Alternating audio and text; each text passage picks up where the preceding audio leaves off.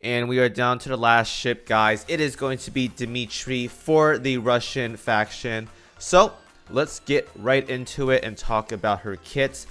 Light cruiser. All right, are we gonna see a Plymouth light here? Let's go ahead and find out. We haven't seen a PR, a light cruiser PR since the last one, I think. Was it the last one? Let me see. PR7. I knew it was PR6. All right, PR6 was the one with all the light cruisers. Well, when I say one, I mean one, or when I say all, I mean one. But right, let's go talk about her kits. At 125, we have 4813 health, 180 on firepower, 316 on torpedo, 0 aviation, 384 on anti-air, 196 on the reload, 125 on the evasion. It's light armor, 36 speed, 172 on the hit, 149 on ASW, and 11 on oil cost. So pretty high on the anti-air, not super high, but decently high. Mixed stats across the board on everything, but decent amount of health as well too, so not too shabby. As for deficiencies, we have 130 on light cruiser gun, 150 on torpedoes, and 135 on the anti-air. Permastat is +1 firepower, so we already know something related to that kind of fiasco. Firepower, probably Plymouth. Let's talk about our skills though. Steel Surge Concerto. When the battle starts, if this ship has a main gun equipped that fires AP ammo, which means Plymouth gun right there, increase this ship's crit rate and crit damage by 15%. Okay, that's really good. Main gun efficiency by 10%. Alright, now we're talking. When the battle starts, randomly select a BB or BC in your fleet and give her the concerted strike status. Oh, it has to be random. That sucks. When the ship with this buff fires her main guns, Dmitri fires a level 10 AP barrage and inflicts pierced mark status lasting 5 seconds. Increase AP damage taken by 5%. Okay, a little bit of a buff right there.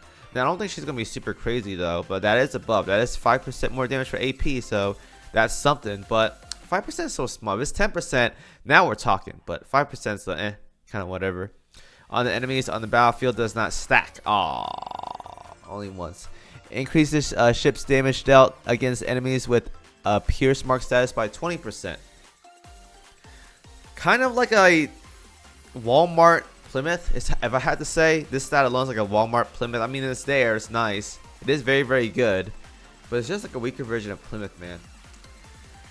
Yeah, that's basically a weaker version of Plymouth. Winter survival rules. When the battle starts, if this ship is not the frontmost ship of your vanguard, decrease the ship's shelling damage taken by 15% and increase her evasion by 15%. Every 10 seconds after the battle starts, increase the ship's firepower by 5%, anti-air by 10%, can stack up to 3 times. Pretty good. That's a lot of anti-air right there. And once per battle, when the ship falls below 50% HP, evades all attack for 5 seconds and recovers 10% of her max HP. Very good. Definitely a campaign ship for this kit alone. Very nice. Siren Killer, 15% siren damage, and then all out assault. So definitely a variety ship. I mean, to me, she's just like a Walmart Plymouth. Like, she has the damage, not super high damage, but has the damage. Helps out AP damage, so any kind of like medium armor and heavy armor enemies definitely helps out with that. But the randomly applied to BB sucks, because if it's 3 battleships, it's a 1 in 3 chance that the your main DPSer gets the buff, which is nice. But let's say you're running like a Vanguard or like a Duke of York and they get the buff, that's negative damage right there, so that's not very good. So if you want to maximize this buff, you have to run 1 battleship.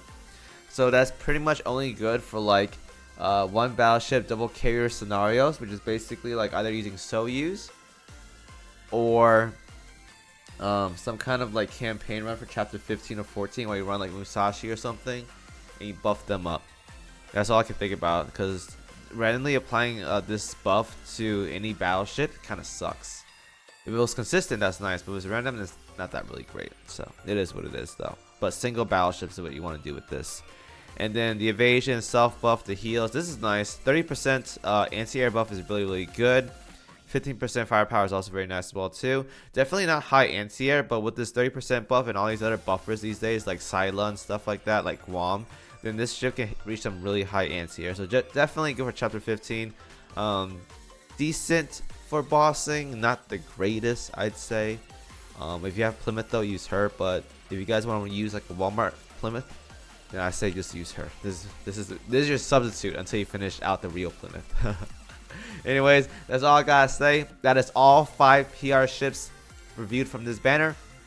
We got Mecklenburg, we got Kansas, we got Vittorio Kuni, we got Dmitri Donskoi. I'm gonna butcher that name, I don't even care. And we got Golden Lude.